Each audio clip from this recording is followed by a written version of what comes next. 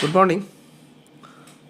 আমরা যারা ইনভেস্ট করি তাদের ইনভেস্টমেন্টের পাশাপাশি আর একটা জিনিসও মাথায় রাখা উচিত, যে ট্যাক্স সেভিংস। আপনার ইনভেস্টমেন্টটা যাতে ট্যাক্স ফ্রি হয় এবং সেটা কোথায় করলে, কোথায় বিনিয়োগ করলে সেটা ট্যাক্স ফ্রি হবে, সেটাও দেখা উচিত।